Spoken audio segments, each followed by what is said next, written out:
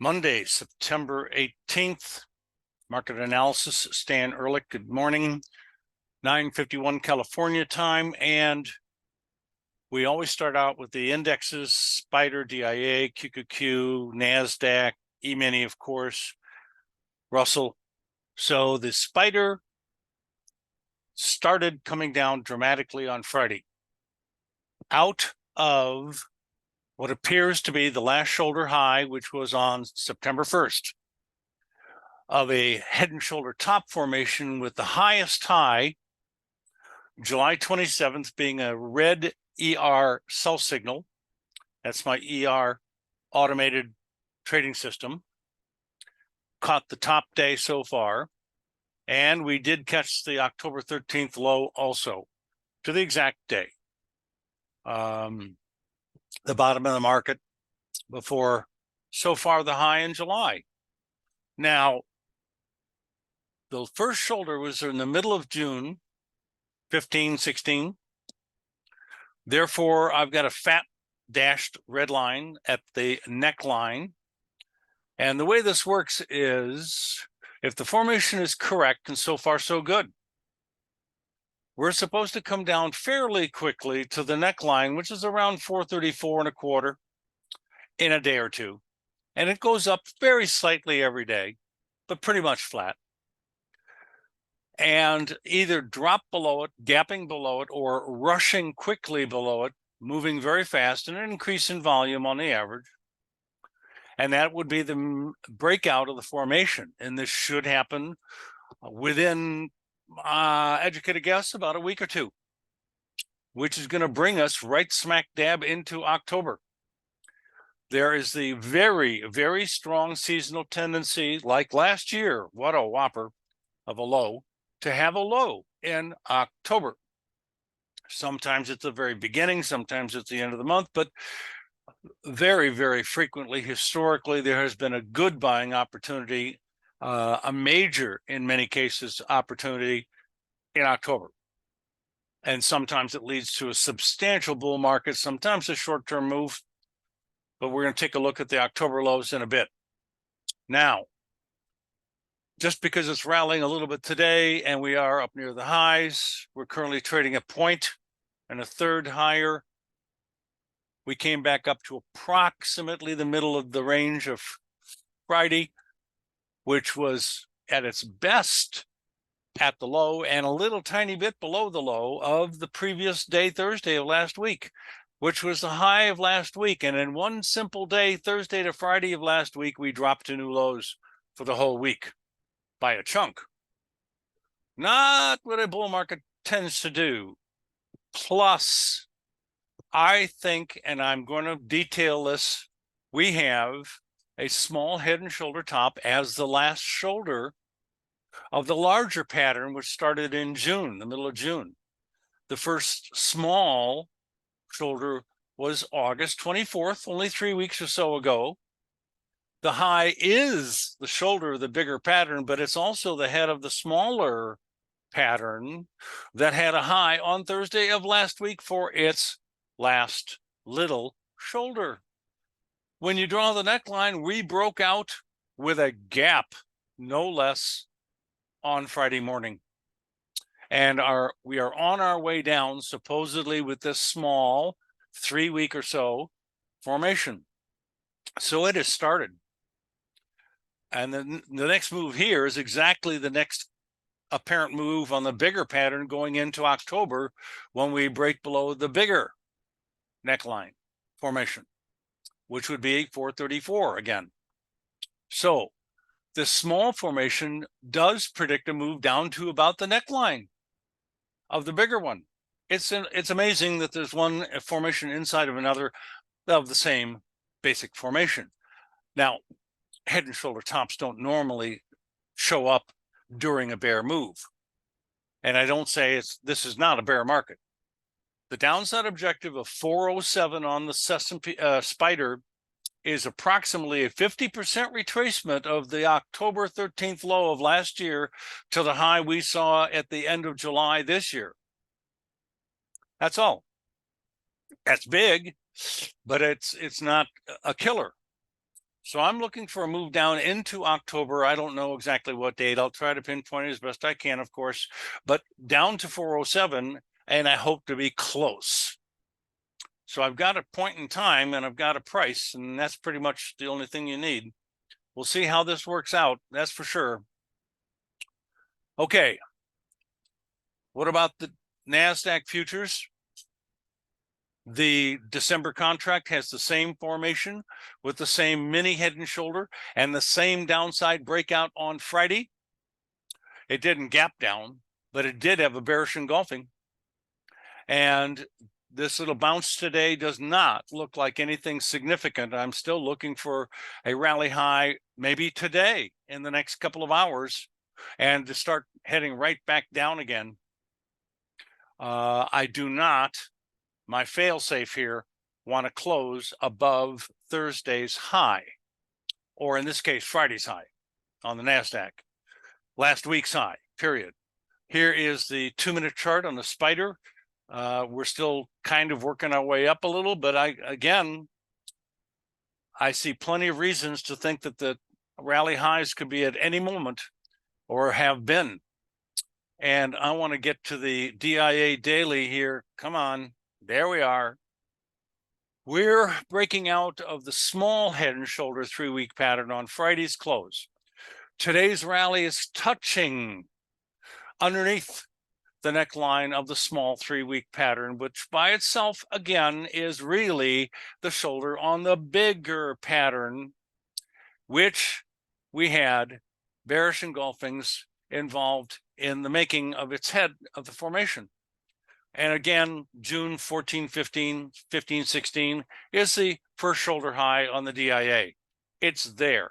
There's nothing wrong with the big one and the small one at the moment. We don't want to get above last Thursday or last week's high in a more generic sense. Same commentary for the QQQs. Breakout to the downside on the small pattern on Friday. Big down move, classic. A little retracement today, not unusual whatsoever. At any moment, I think we're going to see lows lower than today's lows, and I think that's going to spark something here and on the downside pretty quick. Next, 2000, different situation, but the same situation. 3-week head and shoulder top is the shoulder of the bigger shoulder and top, head and shoulder top, but we are already on the Russell 2000 at the neckline at today's lows. So if it starts to get below today's lows, which is getting below last week's lows more likely than not, we'll also be crossing below the neckline, and oh boy, that is supposed to be the beginning of a move down. And for the Russell, the move down is supposed to be down to about 165. And that is very, very low.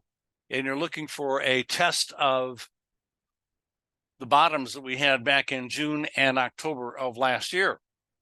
Great historical support, but a really pretty big move. Explanation point.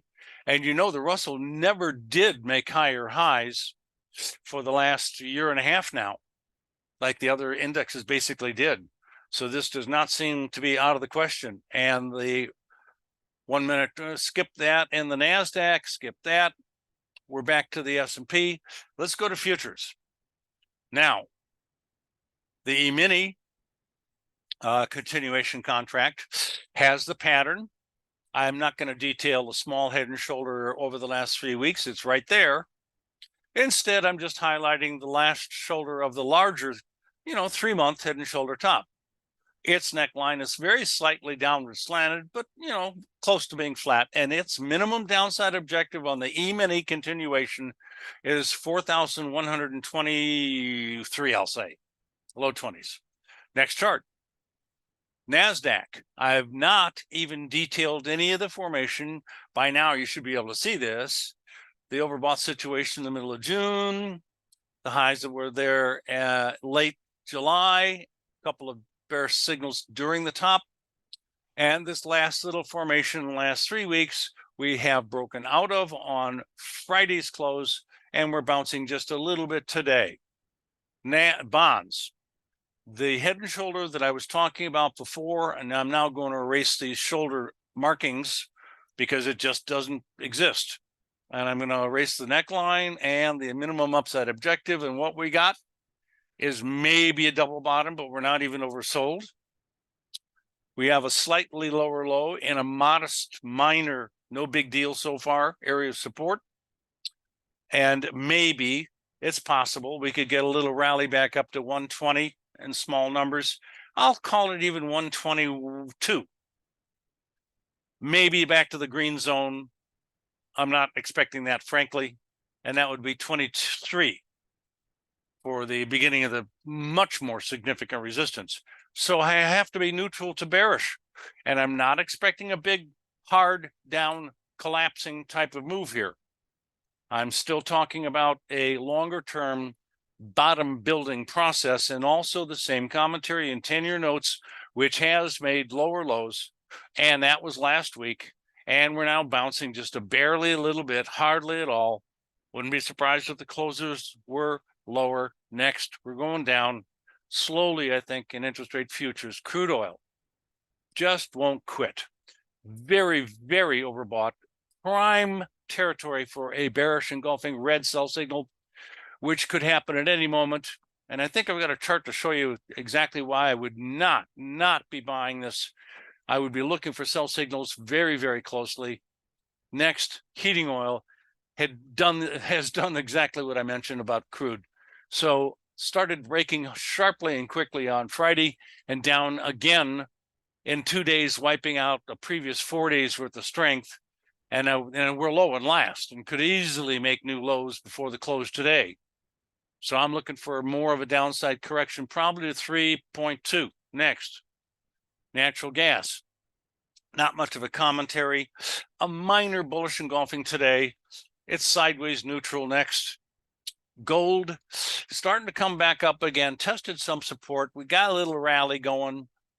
And we're a little bit like before above a bear trend line, but this time we might stay there before we just got there and then closed on the line or dropped below it. So this is adding a little bit more bullishness to the intermediate term picture. I'm looking for a rally at least up to 1981. Next, silver. Same kind of comments, but here we tested support very accurately last Thursday in an oversold condition and started to pop on Friday. And now we're getting more follow through today, probably on a closing basis, new high close for a week and a half. That's good.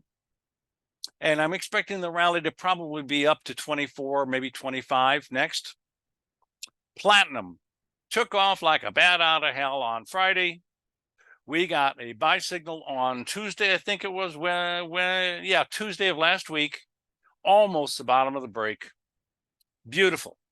We got the top of the rally on platinum on September 1st to the exact day. We got the bottom within a day or two and very close to the lowest price, just like a few days ago, back in August 17th. And we've had some other fantastic signals in platinum not long ago. And this is the October futures contract. This is not the continuation. Next, high grade copper, buy signal on the bottom, sell signal on the top lately. Right now, I'm a little bit neutral. It could slip off to 3.7. On the other hand, at any moment, it could pop up a little bit. So I'm between a rock and a hard spot here. Next, soybeans. Whoa, big bearish engulfing on Friday and following through very big today. And we are almost now finally down to this blue zone I've been talking about for, well, months, many months actually. So we're almost oversold, not quite. Another chunk, 5, 10, 20 cents lower immediately in the next day or so would probably generate oversold conditions, starting to get into a major support area where it bottomed out before. And that's exactly what I think may happen again. So we're almost at a low. Most of the downside objective has been fulfilled. And there's this last little exhaustion phase into the blue zone and hopefully getting oversold at the same time. That's about to happen. We have a bad buy signal on Friday on corn. I'm sorry, soybean oil. So today we have a day trade loss. and we're now flat. I'm waiting for another signal. At the moment, it's quite plausible that we could dribble off to 59 and maybe a little bit lower, 58 something, like into the red zone in the next couple of days. But I think it's going to hold in there like it did a week or so ago. We may not be quite so oversold, so there might be some commentary adjustments as we get into the red zone. Otherwise, I'm not necessarily expecting it to rally a lot. Any close above Friday's high, which was now a false buy signal and wrong, that would change my picture somewhat. That would probably cause me to start talking about a rally up to 65.44 and maybe even blowing through that to the upside, because the longer term trend, or the intermediate at a minimum, is up, but going sideways here lately. Next, meal. I'm expecting a test of support here at 378.9 area, 379, and maybe coming down to 364.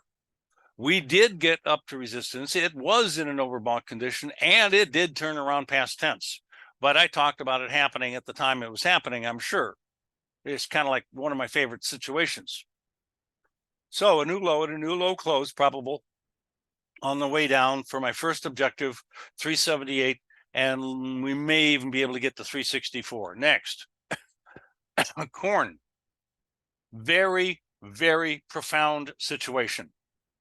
Corn has gotten down to the lowest lows that we have seen since the low July of last year. To be specific, July 22nd of 22. That's the lowest low since even going back to February 18th of 22. So we are starting to make new lows for a year and a half, approximately. And a new low close looks likely. This could start a waterfall type of day or two or three down very sharply. The next stopping point, I think, on the way down is going to be 456.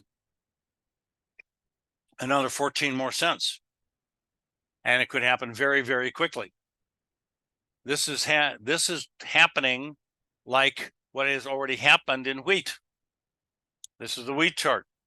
It tested previous lows, bounced a little, day or two, got oversold just before the bounce, came down, broke those lows, which we're in the process of doing in corn, dropped, bounced again to resistance this time, made new lows again, finally a few days ago got oversold again and is now bouncing, but I think it's going to make new lows again very soon. In wheat, I have no particular downside objective. We are relatively low priced here historically, but we have made new lows for years. So more of a downside swing, but not particularly fast in this case. Next, cattle. Won't quit so far. We're not very overbought, but overbought. And today's doji inside trading range doesn't mean too much to me so far. Too bad we're not having a bearish engulfing because we never got above yesterday's high. Next chart. So I'm short-term correctionary, so to speak, on cattle, hogs here. Between a rock and a hard spot, today we're already starting to bounce off some support. So I would not be surprised to see a bounce back up to 78 or something. Absolutely possible. So let's wait for a breakout. We're in a very tight little range here. Next, OJ, unbelievable, just won't quit. We're about to get overbought again. It's a new high ground again. And I don't know what to say about this, except I'll have to stop buying orange juice pretty damn soon. Next, cocoa, whopper. And this is the one I was looking forward to showing you because of the overbought situation and how quickly it can eat up a whole mess of previous rally days. In one day today, cocoa is now lower than, and looks like it's going to close lower than one day before, 2 days, 3 days, 4 days, 5 days, 6 days, maybe even 7 days or 8 or 9. So that is way over a week's worth of rally has been eaten up in a flash. And that's what happens with overbought conditions sometimes. So I'm looking for this to drop down maybe to 3,310. Next chart. Coffee bounced off support, a week or so ago with a bullish engulfing that was almost another green bullish engulfing buy signal. It did not quite get oversold, unfortunately. Otherwise, it would have turned green just like the previous low on August 18th that we caught. So minor upside breakout on Friday. Up you go. Now we're getting a little overbought. Probably going to pull back very slightly or go sideways for a day or two or three or something, and then keep on going up to 168 next chart. Sugar the sweet. Trying to top out. I'm not so sure this thing is quitting yet. Just something like orange juice almost. It won't stop so far. I don't see any evidence. Next, cotton the rag. Resistance stopped it the last week. Didn't quite get overbought. Up a little bit today, but the bottoms, notice here for a few months now, they've been coming up fairly strongly while the tops are basically at the same horizontal plane. That is what referred to sometimes as a flat top right triangle. And the flat sides are usually broken in this case. So let's keep an eye on this. This could turn real bullish if I start getting closes at 89 or higher. Yeah, no comment other than that at the moment. It should go down because of the resistance. It doesn't look like it's doing it. Next chart, we're back to the E-mini. Want to show you one last thing here real quick before we leave. This is a series of October lows. My S&P Spider chart here has that 3-month top formation detailed. It looks small because I'm showing you several years of daily data here. So I can show you every October in green. When last year, October 13th, it bottomed out.